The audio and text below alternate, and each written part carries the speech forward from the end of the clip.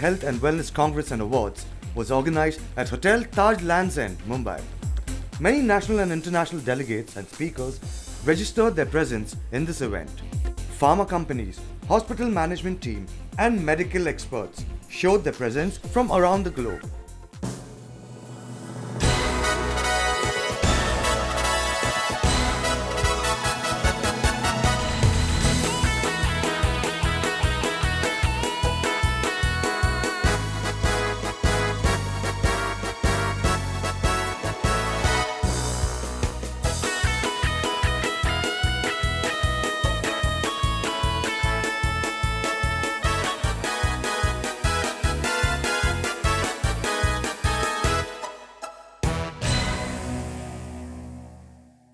The World Health and Wellness Congress and Awards commenced with the lighting of the traditional lamp by chief guest Dr. Anthony Melvin Crasto, who is the principal scientist, process research from Glenmark Pharmaceutical Limited, and hosted by Dr. R.L. Bhatia.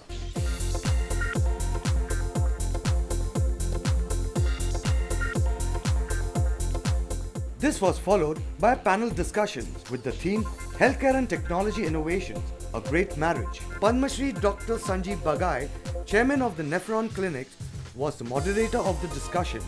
I'll go on to Michael as the first question. Data. Now we all have humongous sums of data. So this data which can come from sources which a human being cannot fathom. From mobiles to EMRs to data to text to images to videos to sensors to devices. And it's up to 50% annual growth of this digital data. 62% of this data still till date is unstructured. And 9 times increase would be the unstructured data by 2020. For the physicians as their partner versus a machine just recording it. So we're at a great point today as it relates to data. It's very exciting, but we need to be very careful with it. We can find that at least, if I can tell you some figures, in India, the hypertension, there are 7 million people who die from hypertension in India. Diabetes mellitus is the 7th leading cause of death among the world. Smoking can kill 6 million people every year.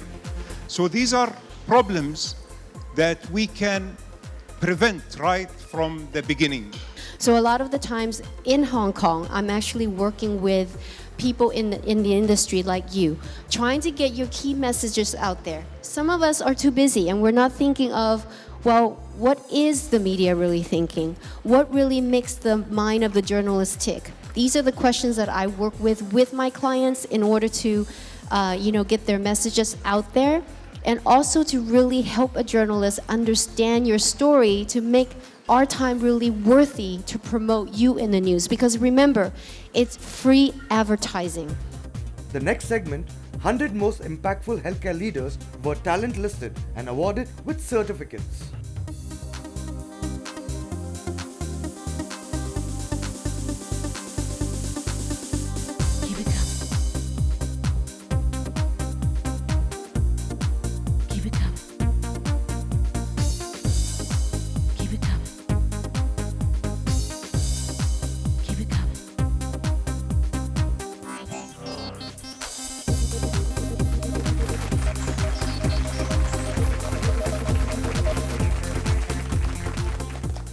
I think this will go a long way. This not only gives fillip to the healthcare industry, but such award systems as well as recognitions go a long way in not only branding our hospitals, though that may be for, you can say, for more, getting more patients, but ultimately our values are not going to change. We will continue doing the work we are doing and we'll try to do it even better than what we are doing. So I think the great platform to people to interact, a great platform to recognize people's efforts, and also a great platform for sharing of mind ideas.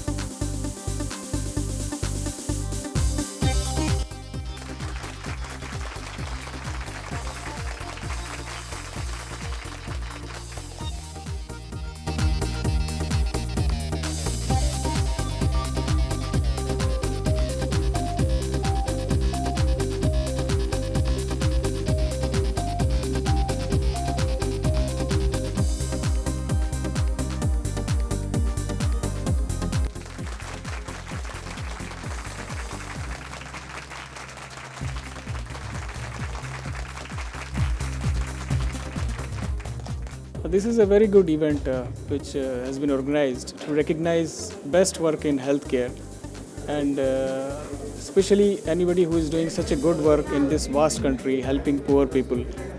And the event helps to give recognition to such institutes and such doctors. So I'm really happy to be a part of this great event. To my team who are working with me day and night, and who, because of them, they brought me to this stage to bring the award today, and I'm feeling very, very happy. This was followed by a panel discussion which is organized on the topic accreditation and standardization of healthcare services. In this panel discussion, President of Apollo Life, Ariz Rizvi, was the moderator with many national and international delegates. So the topic I've been asked to moderate today is quality and accreditation standards. And it's an interesting one, especially in the context of India. We see that the growth of healthcare is nothing short of explosive. We are growing at an average of 15 to 20% compounded annual growth rate. And what's driving this growth largely is the fact that the healthcare landscape in the country has changed. The most important issue which I wanted to share with you all of the study was that we always felt private sector is very patient-centric and government is not. But that study revealed that as much as we thought that public sector healthcare delivery system is poor, we found in India the private sector is equally poor. It was almost 49-50% both. Accreditation is a job of quality department. There would be some bunch of quality folks sitting in the corner of an organization, and it is their responsibility to us to get us this accreditation or that particular meet that particular standard. We will be successful because we have hired the best of the consultants. From the regulators, they put standards because they want, first of all, to make sure that the products are safe and that they protect the consumer. And this is a noble aim, actually. The pharmaceutical companies are there to transfer the upstream of innovation, research and development into high quality, affordable medicine that can reach all over. If you're doing the right thing 365 by 24 by 7, you can, the accreditors can come at midnight any day, you will be accredited. But the focus changed. The focus shifted from quality and the focus came to accreditation. So everyone now thinks, get accredited and quality will happen on its own.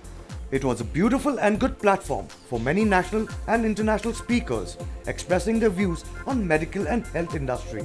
Like in Middle East also, now we are focusing mainly on clinical outcomes, where through so many technological inventions and the quality of medical staff in terms of doctors, nurses and other paramedical staff, we are focusing on quality of clinical outcomes, and we are really getting it better and better. I think all around the world we're sharing one phenomenon here, is that it's called awareness.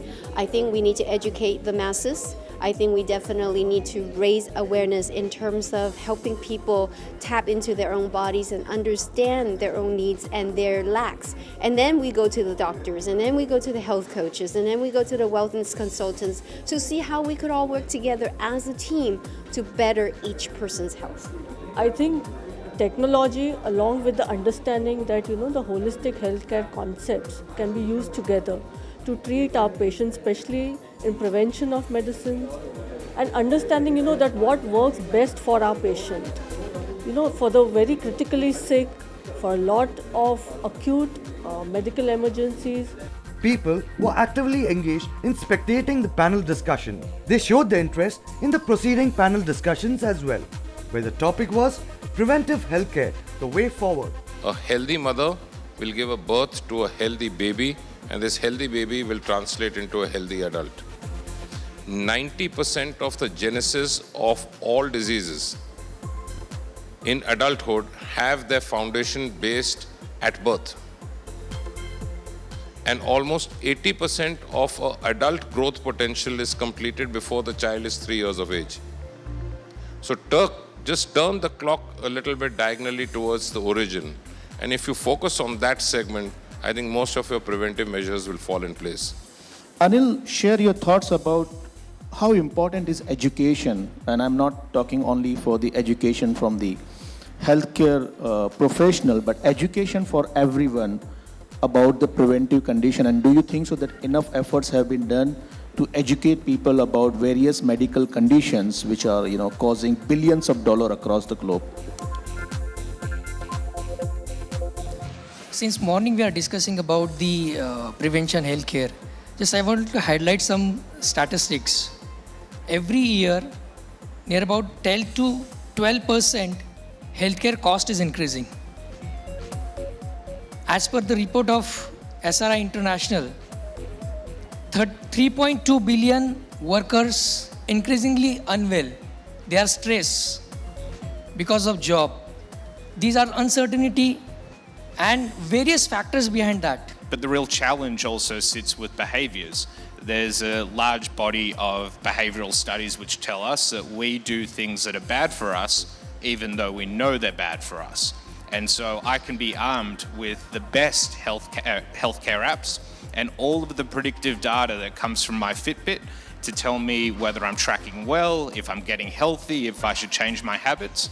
But I might choose to still eat the cake or smoke a cigarette or drink alcohol. But general awareness for being healthy, for healthy mind, soul and body is lacking from the overall mindset. So what we need to do is to have a public clarity that we need to have a society system so that we have better health consciousness from childhood, where we educate them that what is health. We need to value health. We need to value the lifestyle. The award ceremony was held to appreciate the health and wellness industry for the excellent work. This award ceremony was divided into 3 segments.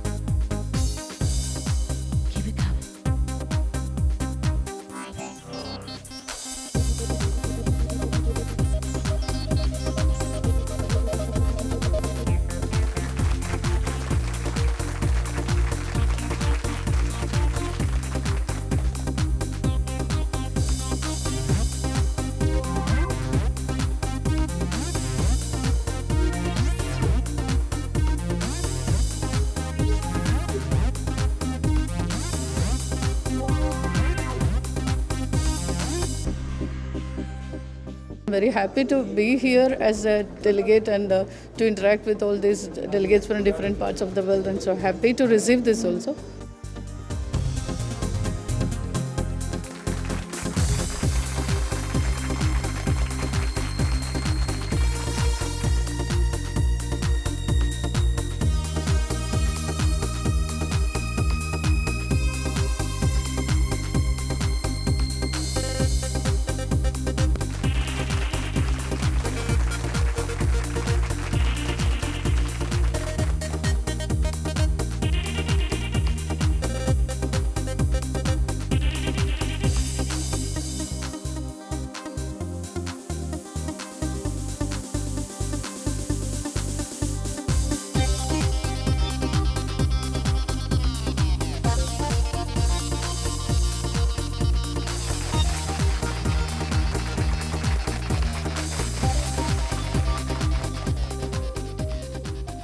Well, I have been awarded for the Women Leadership Awards in Healthcare, and it feels fantastic, especially after 15 years of toiling hard in this industry. It's a great feeling. Thank you so much to the World Health Congress.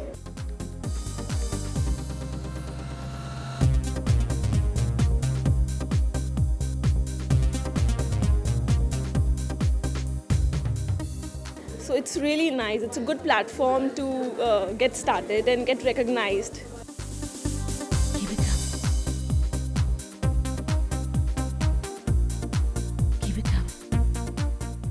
Very good. This year has been very good actually. From July onwards, we have been consistently getting awards. Well, it feels definitely great. Good to have our company get some recognition, and we would like to consolidate on this and probably do better for the wellness of the patients and win more awards.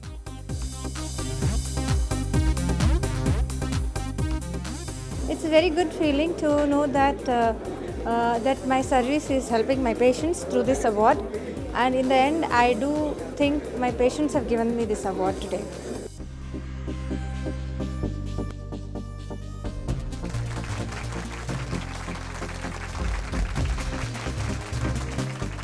We thank to the World Health Congress also, and thank you so much everyone for receiving this award. Delegates and participants were happy with their presence in this event. And I think this is a wonderful platform. I think I've been had a great exchange of information here. I think it's a very nicely connected platform. People can exchange very good information. It is discussing very useful methodology in running hospitals and also attracting international medical value travelers. This event is extremely important from the point of view of recognizing the effort of people, those who are really making. This is a great platform to recognize the endeavors, and it provides a good, I would say, it's a good hub to join up and see what's happening around. A lot of people from Middle East and also from the developed countries are trying to come over here because the insurance is so high. Dr. R.L. Bhatia hosted the event very beautifully and created positive atmosphere with his videos and speech. This event not only listed medical and health talent but also gave a future dream to upcoming generation for their best performances. World Health and Wellness Congress and Awards finally concluded with future plans and strategy. It showed its own success through the huge participants from across the world.